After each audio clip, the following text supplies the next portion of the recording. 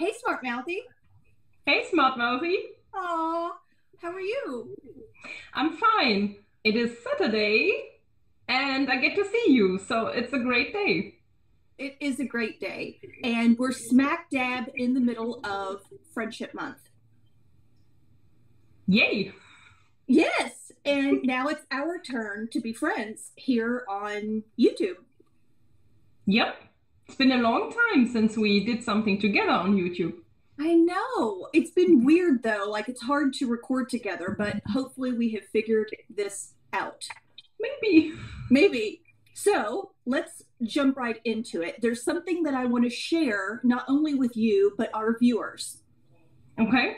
And it is the golden rule of friendship. And so I thought we would start right out with that. Mm-hmm. So I'm going to read it because I took notes because I'm a nerd. The golden rule of friendship. If you want people to like you, you have to make them feel good. I'd like to add to that. I would like to say, if you want people to like you, you have to make them feel good, understood, supported, and a little bit challenged. What do you think of that? I don't like either of them. What about me? I want people to like me. Do I like them, or where's the what is it? Reciprocity? It would be reciprocated. Yeah. Is it reciprocated? Word of the day. Thank you. But both of them sound very one-sided to me, and I already feel like this is from some sort of people pleaser. I would never define a friendship like that, ever. But I think if I define a friendship like that and the other person also equally agrees to define a friendship like that, then it is equal-sided. I'm unhappy about the saying. Oh. I'm sorry. Do you want to cut that out? No, I don't. You tell me what you would use as a golden rule of friendship. I get people to like me pretty easily, so I think this has no meaning to me. So for me, there would be a complete acceptance and understanding and respect. 3 words to describe the true meaning of friendship. That's wonderful because that was next on my list. What are your 3 words to describe friendship? Yeah. Sorry. I definitely think it has to be mutual. And I have said in a previous video about win-win. Mm-hmm. And that is one of my qualifications to be a friend. And I fully agree, because what you described is no win-win unless both agree, but I don't think even this was not a good base for friendship, no. What you described sounds actually really bad to me. Like, you have to be a people pleaser to be liked. You cannot be yourself to be liked. And it bears on narcissism. So I don't know who wrote that. Maybe I'm completely misunderstanding, I don't know, but to me this is like a trigger, and I would say, no, don't befriend this person. I think they're basing that off of that golden rule of do unto others of what you would want to do unto you. Yeah. And so I guess when I say a win-win relationship or a win-win friendship, I want to make sure that I'm providing to my friend support, understanding, and mutual respect. And I think it's normal to expect it back. And so that's all I think that the rule is kind of saying is it has to go both ways, which I've talked about in a video before, that I have been a giver before and it's not been reciprocated. It's not been brought back. is why I reacted so against it, because I have been in the same situation, giving, and never receiving anything back.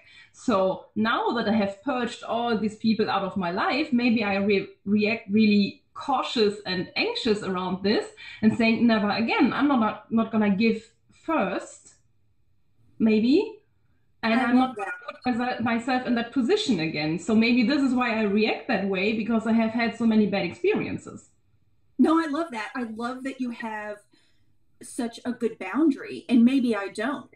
You know, I have had trouble with that in the past. And even though I have made that friendship smaller because it's not my primary friendship anymore, because I've had to push them away.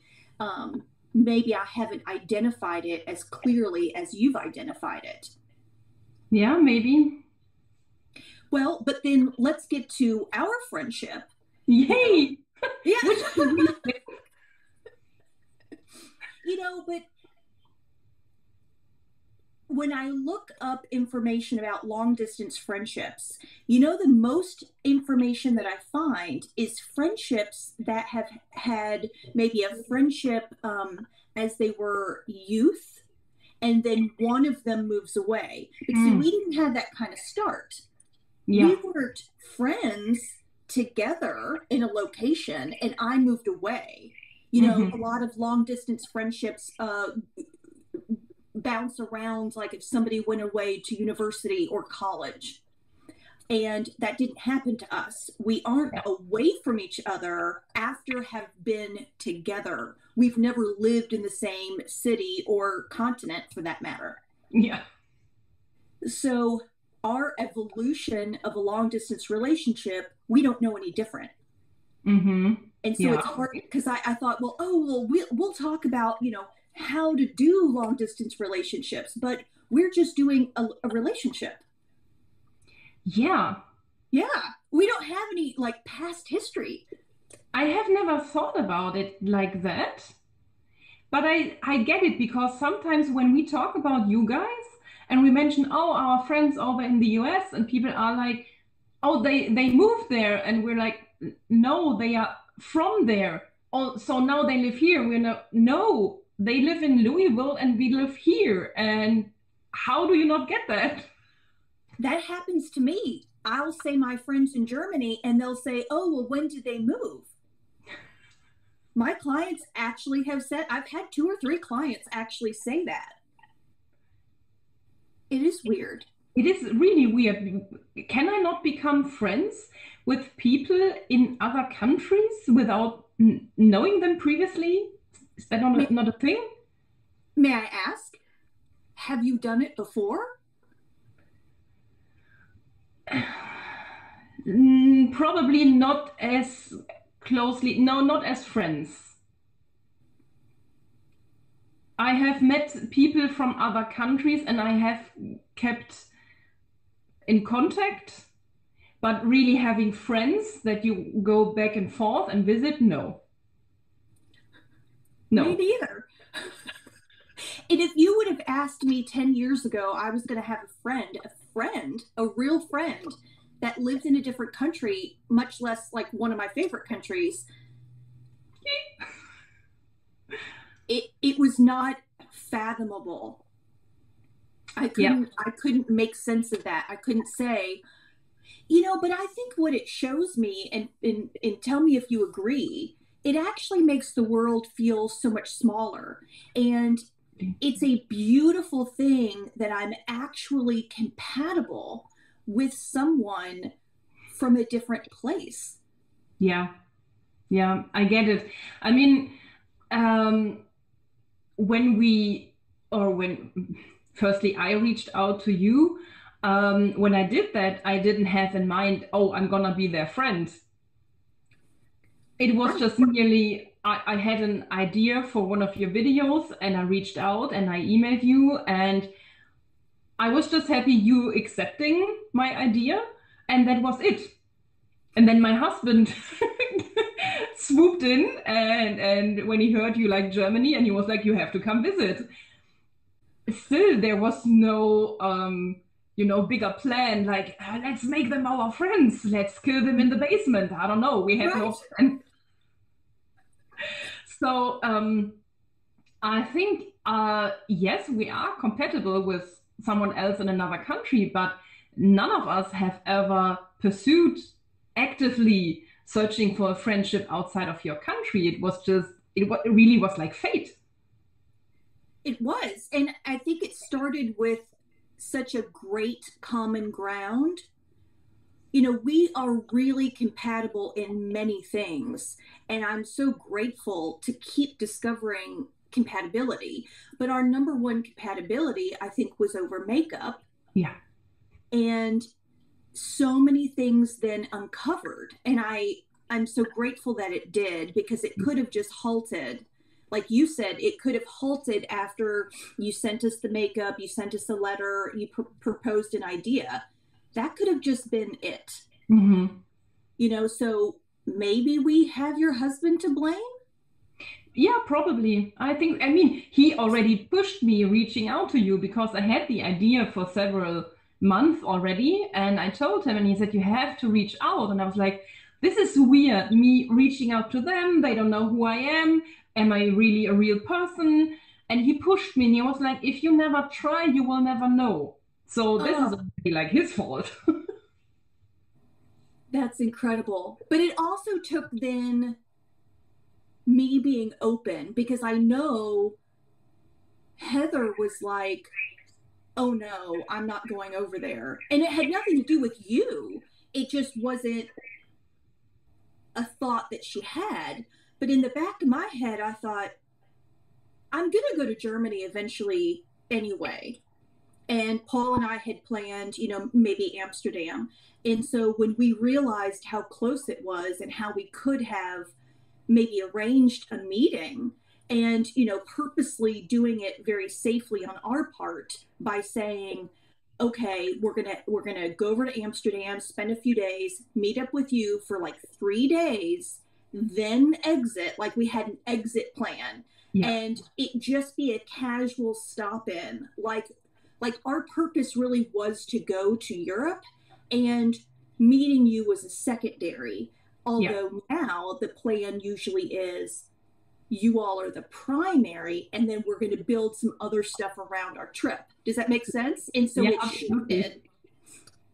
This is why we came up with the Mexication.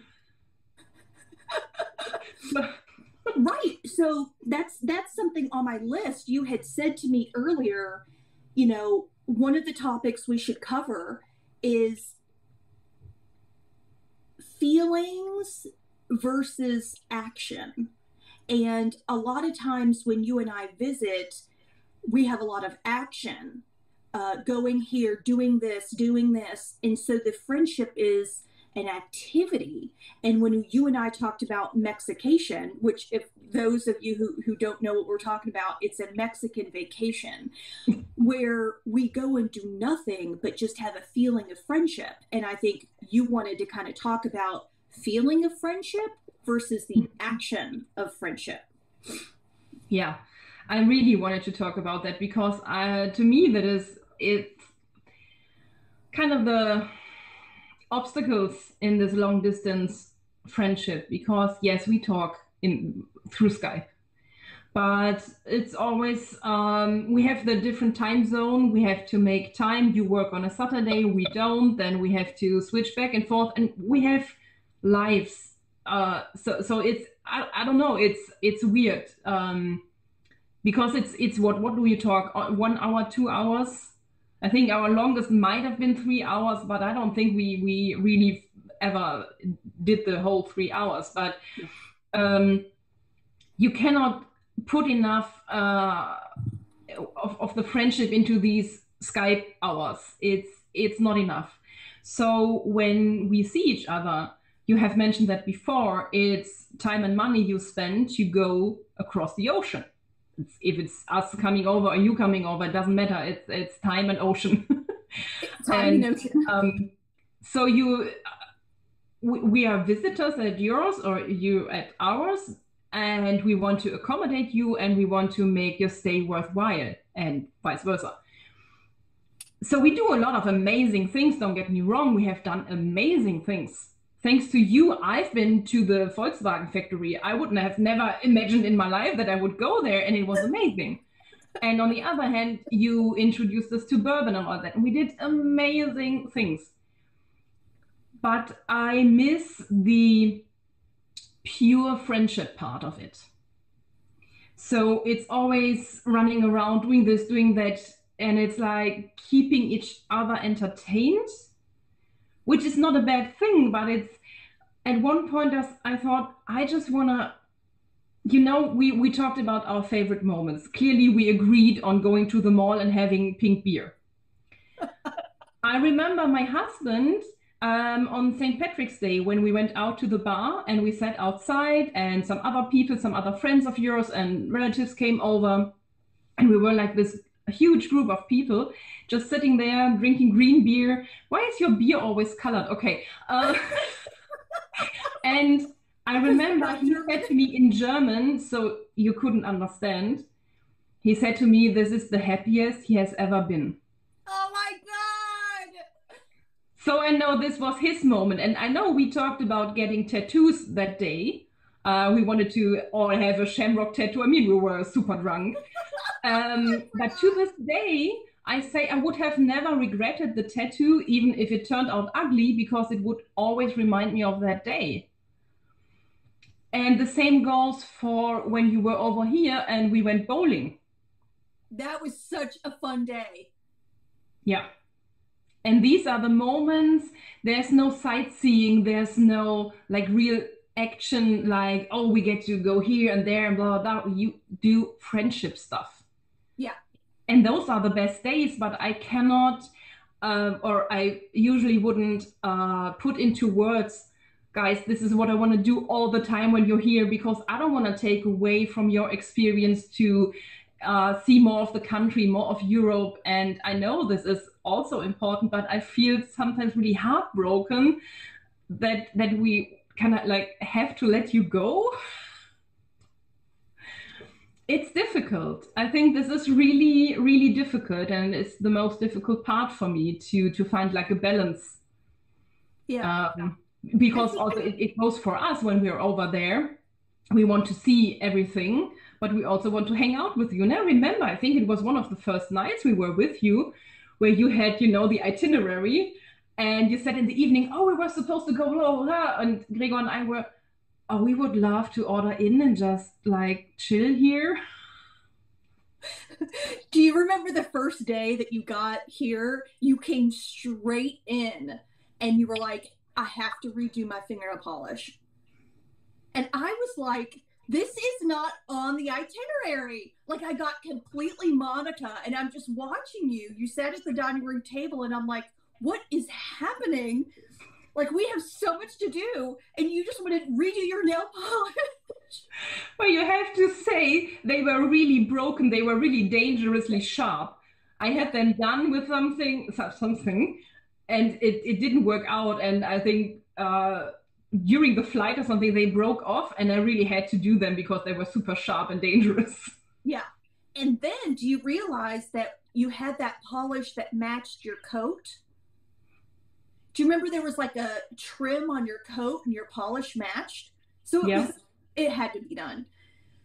So, but I think our sightseeing is going to start changing. The more we got those initial things, and let's back up to that first time we met physically when I came over there. I think the sightseeing became a buffer so that we did have something to talk about and something to do. Kind of activity helped accelerate our friendship, because even though I felt slightly comfortable with you, we needed activities to help nurture that first few days. Yeah, okay. Yeah, I agree. And we have to let our viewers know that we're also trying to please 4 people. It's not like it's just you and me. Yeah. We have to make sure that we please our husbands. And it's not difficult. It's just that we need to be mindful and make sure that they're comfortable as well, because it could have been you and I hit it off and then the boys not hit it off. Yeah. Or vice versa. And so that's a challenge to please all four people during their stay. But this was also the biggest surprise, that we are, all four of us are friends. I'm friends with Paul, you're friends with Gregor, we are all crossover, and everyone is friends. And this is really amazing. How did this happen? Where were you all my life? Just hanging out over here. Yeah. Why didn't you say anything? I don't know.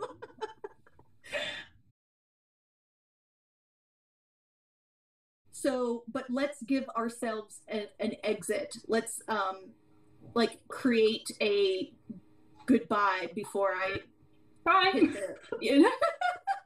I have no idea. I have no idea what's about to happen. We'll find it out. No more English. English is sold out. Sold out. I thought that was so funny yesterday, and I'm listening to it, but I was playing on Canva, so I'm sitting at the computer on Canva. You say it's sold out, and I immediately flip over and made a graphic. I was like, I have to have this. I don't know why I thought it was so ding dang funny. Okay, I have to head to the salon. Okay, take care. Don't overdo it. I have to do it. I know. I have all night. I'm going to pace myself. Yeah. Okay. I love you. I love you.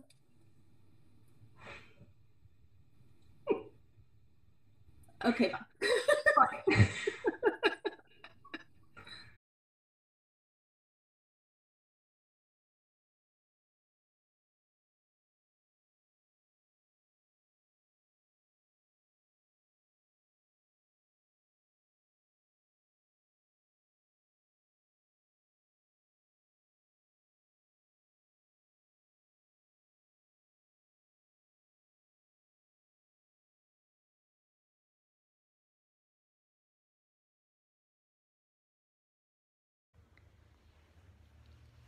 How you doing? How you doing? How you doing? How you doing? How you doing?